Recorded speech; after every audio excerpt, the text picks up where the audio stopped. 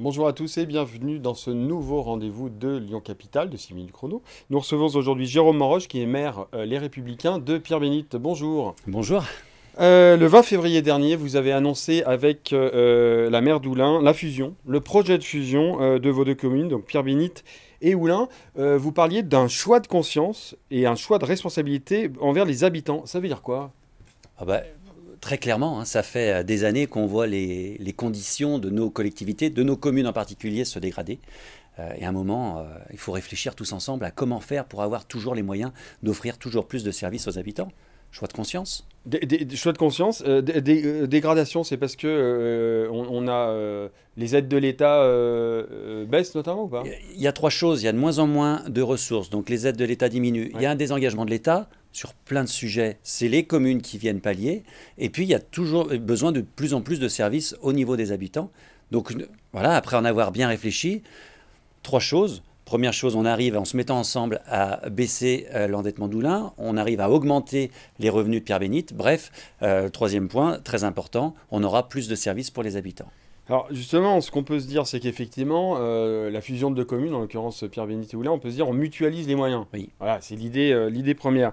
Mais est-ce que finalement, c'est pas l'inverse? Parce qu'en mutualisation les moyens, en mutualisant les moyens, pardon, on aura peut-être moins de fonctionnaires, moins de services publics? C'est tout l'inverse justement. On a certains sujets où, bah oui, on aura peut-être plus de fonctionnaires prévus pour rendre cette tâche. Très bien. Eh bien, du coup, on aura d'autres missions qu'on arrivera à mettre en œuvre. Très concrètement, dès 2024, on pourra à la mairie de Pierre-Bénite délivrer des cartes d'identité et des passeports grâce à une mutualisation de moyens. Ce qui fait qu'on ira 2 fois plus vite sur Oulin-Pierre-Bénite pour délivrer des rendez-vous pour les cartes d'identité. Donc il y aura deux fois moins de fonctionnaires. Eh non, il y en aura toujours autant, mais grâce à la mutualisation, on aura 2 fois plus de services. Ok. Alors, vous avez annoncé ça un peu avec surprise, et effectivement, donc comme Clotilde Bouzergue à Oulin, vous avez été élu. L'opposition, notamment Jean-Charles Collas, qui est le groupe d'opposition à Oulin, parle de déni de démocratie et souhaite organiser un référendum citoyen qui est d'ailleurs organisé le 14 octobre.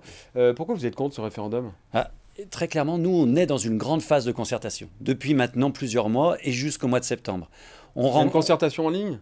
Alors en ligne évidemment, objectifcommun.fr, un site qui a été créé pour ce projet sur lequel on peut répondre à toutes les questions, mais surtout on peut donner son avis, hein. Il y a un champ libre évidemment, mais surtout le plus important c'est qu'on va sur le terrain. On a des réunions thématiques avec les associations, les parents d'élèves, les commerçants, bref tout le monde pour avoir un maximum de retours. Si effectivement, et je m'y suis engagé, on se rend compte en septembre que les retours sont très négatifs, on se dira très bien, le projet n'a pas convaincu, on n'y va pas. Sauf qu'aujourd'hui, je peux vous dire qu'au vu des premiers retours, on en a déjà plusieurs centaines, c'est largement positif.